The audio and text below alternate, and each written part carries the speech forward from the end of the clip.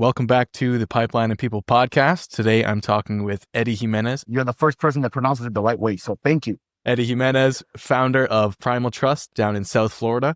Eddie is one of those guys who's done it all: offshore banking, fitness, SaaS, tech, and now he's building an ecosystem that helps founders scale without all the BS. Primal Trust gives startups and growth stage companies everything they need in one place. Eddie, thank you so much for being here today. Do you want to kick us off with a quick rundown of your background and what led you to actually starting Primal Trust? Jen, thank you for having me here. My God, why did I start Primal Trust? I don't know if the listeners want to go down the journey, but you kind of said it. I've done a little bit of everything. So when I was going to school and growing up, I'm like, what do I want to be? Like every Cuban person out there, I think I'm going to be a baseball player, but that didn't turn out to be. I discovered girls and that was the end of that. I've done a little bit of everything from real estate to offshore banking to tech to fitness. A few years ago, working with some really large companies that are very well known, they would say, listen, we love your technology. We love the company that you represent, but we're struggling. We're struggling with operations. We're struggling with revenue. We're struggling with sales. Fast forward about a year ago, I folded a number of companies into Primal Trust, and we developed this one-stop shop for startups, founders, entrepreneurs, small and mid-sized companies looking to scale and grow. Really, at the end of the day, Jaden, we're trying to build a safe place for founders, for these companies that are looking to grow, looking to scale, that have put everything on the line, remortgaged their house, their relationships on the line, their savings, their 401ks, and we're looking to help them grow and scale. Hopefully that gives a good picture. Yeah, it does for sure. Do you work more with the small businesses, or can you go into kind of any business and help them grow? We really could. Our sweet spot is anywhere between 1 million in ARR to upwards of 25 mil. Those are the companies that have a little bit of runway. Those are the companies that have had a few successes and they're ready to really scale. But the passion for me, Jaden, really are the real startups, the real new businesses that are coming, the founders that are saying, listen, I don't want to make anybody else's dream a reality. I want to go ahead and make my own. I want to make my family's, I want to make my team's dream into reality. And they're the ones taking the risk. That takes a lot, Jaden, because I'm sure you know, for anyone that has started a business, that is the most difficult crap you're ever going to do in your life. Maybe second to marriage. Being married is extremely difficult. Being married is also difficult because you're getting two people with different personalities fighting against all odds, trying to make it work. And that's the analogy I use for a business. We're fighting against all odds. You're jumping on a call and people are telling you, I don't think you're the right fit. I don't think what you have is really going to help me. And you're getting those rejections. You're getting those no's day in and day out. And you're saying, well, I just want to help you, but I need to make a living in the meantime. So it's a bit difficult, but here we are. I mean, I'm not married, but I'm sure it's sales, it's marketing, it's HR, it's legal, all in one. Definitely get married, okay? If you're get married, I'm not saying not to, man. I'm very happily married. By the way, my wife's amazing. If she's hearing this, I know. Don't send me to the couch. You don't know. Nice save. Yeah. I think our kind of philosophies are definitely aligned and similar in the kind of business mission that we have. I'm actually working with a startup that doesn't exist yet. I relate to you on that. I love that. A startup that doesn't even exist. Imagine that, but just take that concept. It's just a thought in somebody's head. And they're like, man, how do we take this from just a thought to being a reality and hopefully being a success? Yeah, it's exciting. We're helping them launch, so should be good. And I'll let you know how it goes. But for someone hearing about Primal Trust for the first time, maybe like a friend or someone not in the business, how would you explain exactly what you do? I always go ahead and answer that. That's a very loaded question. Yes, I could do it because it's extremely important to explain what we do, but because we do so much. When I was thinking about Primal Trust, I'm thinking, what are the tools that a company will need? And that's really what we're building. A true end-to-end solution, a true one-stop shop. In plain English, we help companies grow and scale. Now, what does that mean? Well, Jaden, the reality is that could be a loaded question. What if a company needs working capital? listen, there's a deal that I want to be able to participate in, or I need money to expand. We have a network of 40 to 50 direct lenders and investors we could tap into under the right circumstances and projects, access to SBAs, real estate, funding, working capital, we could help. How about sales and growth? A lot of founders, the reality is that they're very tech savvy. They understand the product, but they don't know how to launch a sales division, how to grow in revenue, how to take their product to market, a true go-to-market strategy. We could help with that. Branding, how do you position a company the right way that people are going to understand? We could help with that. HR, recruiting, enterprise solutions. Easiest way, we are a one-stop shop for businesses that are looking to scale and grow while building a safe space for them to communicate their frustrations, their dreams, and their worries. Yeah, for sure. That definitely makes sense. And I want to challenge you a bit here. I've spoken to a Yes. ton of people through this podcast, and it almost seems pretty polarizing. You have one end of the spectrum saying, do one thing, do it well. And then you have the others saying, kind of do everything, right? That gets pretty complex being a one-stop shop. How do you beat out everyone else that is doing one thing really well? What I love about that question, because I hear it quite often, I have a lot smarter people on the team that figure this stuff out, James. So how do we do it? I actually have heads of division that have ran their own companies, have ran very large companies, have exited companies, have done it at a very high level. That their sole focus is that one thing. So while creating a one-stop shop, yes, absolutely. You still got to have those pockets inside, those verticals inside of the company, that's what the company does. So if you're talking about funding, you're not going to get me. You may have a conversation with me initially, but I'm going to direct you to our chief operating officer, our chief financial officer, our CFOs, the leaders in the company that have access and the relationships to the banks, to the investors. That's all they do. If we're going to talk about sales, I'm going to introduce you to our CSO, our chief strategy officers, the teams, the division. That's all they do. They ran sales companies. They ran sales divisions at a very high level. Do one thing and do it well.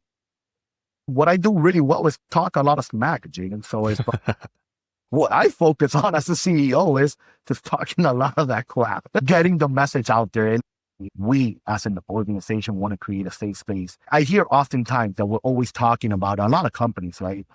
They're always talking about employees. Hey, take care of your employees, take care of your employees. And then you see the CEO, the leadership do the complete opposite.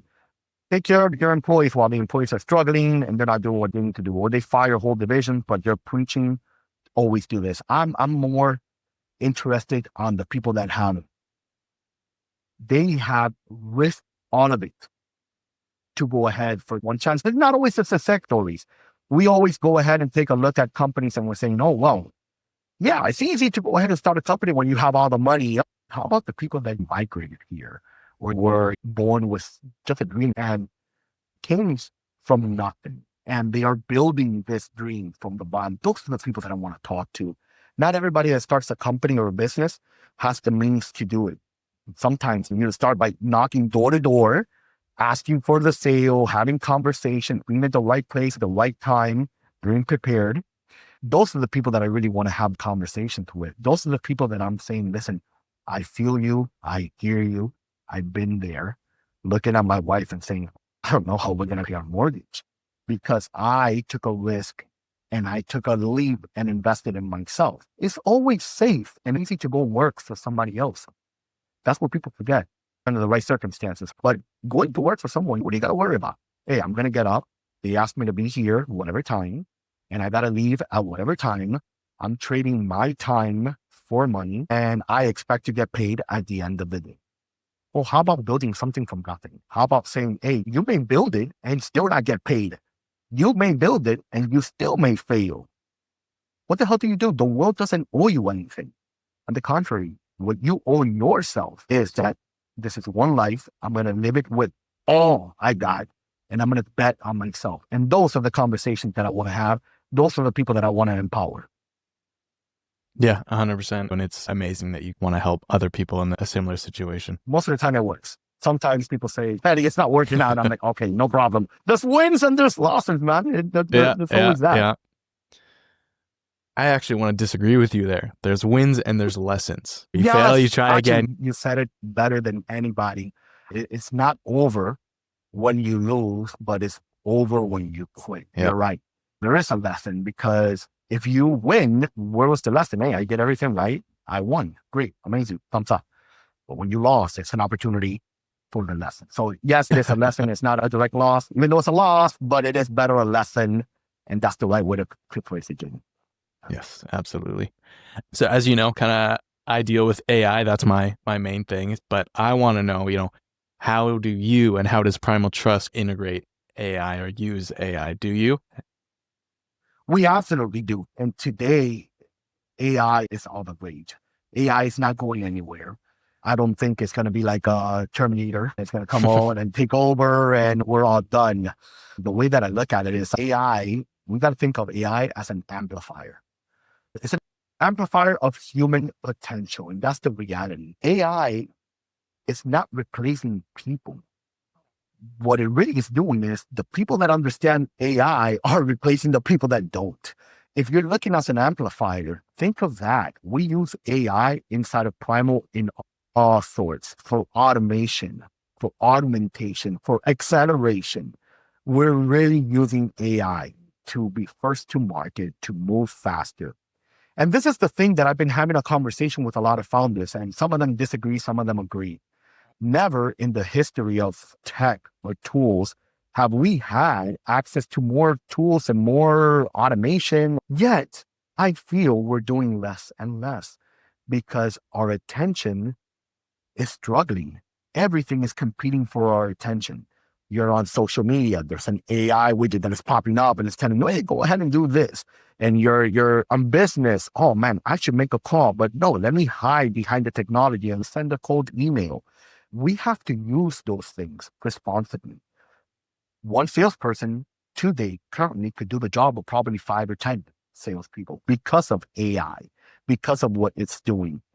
We have to think of that human plus machine. That's going to equal edge. We have to marry that. So when you ask, are we using AI? Absolutely. Absolutely. We're using AI, and I'm calling it almost like a fractional intelligence. Man, I ask AI, you have your chat, your different LLM models. You ask questions, build that into it, train it, develop it. And that's what the team does. The team is training the AI, is creating agents to make sure that the mundane stuff is automated and is taken care of so we can supercharge everything else. The more important things, meaning building relationships, connecting at a human level, which AI cannot do. Couldn't have said any of that better myself. I like that take. On our pre-call, you also mentioned analysis paralysis. There's hundreds and almost thousands of AI tools out there today. So how do you go about evaluating and picking and really deciding which use cases are right for which problems? Yeah, the reality is, as a founder myself, founders are always after the new shiny stuff. There's a new AI out there. Let me use it. There's a couple of things we have to look at. And it depends on the vertical that you're focusing on. If we're looking at marketing, what are the tools that are going to help automate things? What are the tools that are going to alleviate that bottleneck, that maybe I could take one of my people and supercharge them and the output could be increased by 300%. That is a tool that I will bring in. One of the things that I did very early on is I went ahead and I started bringing all sorts of tools. If you look at my office, I have multiple screens all over the place. And I had all different programs automating stuff and running all sorts of analytics. At the end of the day, you start looking at this stuff and I'm like, oh my God. That's what I mean by paralysis by analysis, because then I'm looking at this tool and then I'm looking at this, but this is telling me that. Taking a step back, what is it that I do? One, is the tool going to pay for itself? If the tool is going to pay for itself and I'm going to get an ROI on it, then yes, let's go ahead and bring it in. Two, is it going to help my team be more efficient? Am I going to be able to use that tool to automate, augment, or accelerate anything that we're doing? If that is the thing that we're talking about, I'll bring that tool in. For looking for sales, okay, how can I take one of my reps and they're going to be able to, 300%, 400%. How are we going to make their life easier by automating things? It is extremely difficult because everywhere that you turn, there's a tool that goes ahead and does everything. Tools will take you a shower, they'll bathe you, they'll clean your butt, they'll feed you, they'll do everything. And you're like, what the heck is going on? So I kept things a little bit easier. I use tools to build out AI agents. I use tools to automate my campaigns. I use tools to find the right data, to connect with the right people, to use it as aerial support. But there's still that hand-to-hand combat that has to happen from a human's perspective. AI is not going to do what we're doing. I know that we're on a video call right now. For those of you that are just listening, Jaden, you're somewhere else in the world, so am I. Technology allows this. But what AI is not going to do is, hey, Jaden, I'm going to be in Toronto in 2 weeks from now. Let's go grab a drink. Let's go grab a cup of coffee. Let's meet each other. Get to know each other.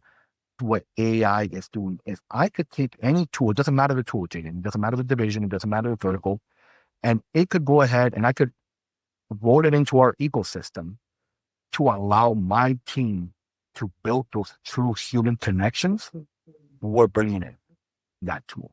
I've tried a lot of stuff out there. My tech spend is ridiculous, but we started taking out, we started cleaning, and now we've gotten to the point that we know exactly what works. You definitely need a CRM.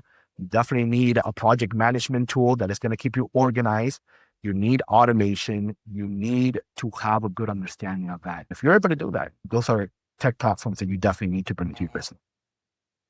Yeah, for sure. You said it very well. The human intelligence and the human connection is so crucial, now more than ever.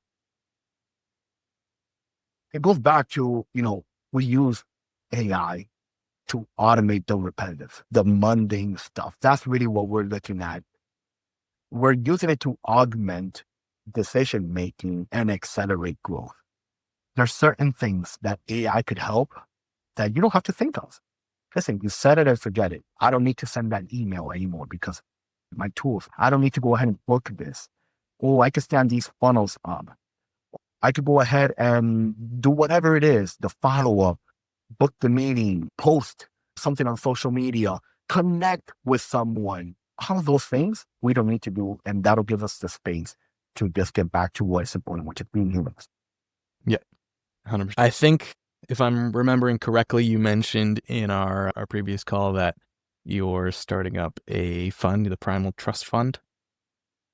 Yeah, that's not necessarily the actual name of it just yet.